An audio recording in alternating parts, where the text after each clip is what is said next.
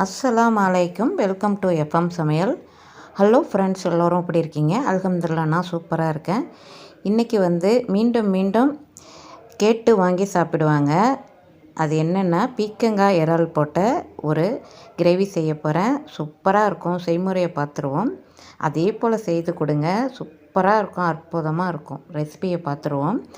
அடுப்பை ஆன் பண்ணி ஒரு கடாய் வச்சுருக்கேன். அதில் ஒரு 3-4 டீஸ்பூன் ஆயில் விட்டுருக்கேன். ஒரு மீடியமான ஒரு பெரிய வெங்காயம், 3 தக்காளி போட்டிருக்கேன். சின்னதாக இருந்தால் 2 தக்காளி எடுத்துக்கோங்க. நல்லா பேஸ்ட்டு போல் அரைச்சிட்டு எண்ணெயில் நம்ம வதக்கிக்கின்னு, இஞ்சி பூண்டு பேஸ்ட்டு 1 டீஸ்பூன் அளவுக்கு போட்டுக்கின்னு, 3 பச்சை மிளகா அல்லது 2 பச்சை மிளகா போட்டுக்கின்னு, போட்டுட்டு நல்லா வதக்கி விடணும். இதெல்லாம் இந்த வெங்காயம் தக்காளிலாம் நல்லா எண்ணெய் பிரிஞ்சு நல்லா வதங்கி வரணும். இதில் நம்ம மசாலாவையும் போட்டுடுவோம். சூப்பராக இருக்கும் இது. இதுக்கு கொஞ்சம் கருவேப்பிலை போட்டுப்போம். போட்டுட்டு நல்லா வதக்கி எடுத்துப்போம். இதுக்குள்ளே மசாலா 1 டீஸ்பூன் அளவுக்கு மிளகாய்த்தூள், 1 டீஸ்பூன் அளவுக்கு மல்லித்தூள், மிளகு ஜீரகம் போட்ட மல்லித்தூள், கரம் மசாலா ஒரு அரை டீஸ்பூன், மஞ்சத்தூள் ஒரு 1/4 டீஸ்பூன். அவ்வளோதாங்க மசாலா. போட்டுட்டு நம்ம நல்லா வதக்கின பிறகு 2 பீக்கங்காய் சின்ன சின்ன சைஸாக இருந்துச்சு. அந்த 2 பீக்கங்காய் எடுத்திருக்கேன்.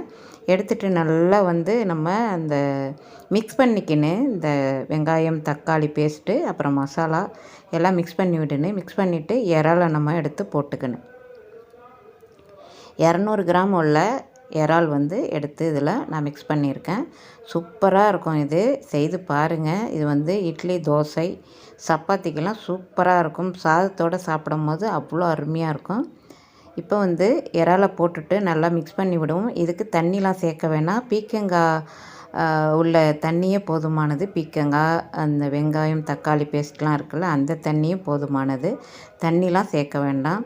தேவையான அளவு உப்பு சேர்த்துக்கங்க. உப்பு, காரம், புளிப்புலாம் கரெக்டாக இருக்கான்னு நம்ம எந்த சமையலாக இருந்தாலும் நம்ம பார்த்துட்டு செக் பண்ணிவிட்டு நம்ம சமையலை செய்யணும்.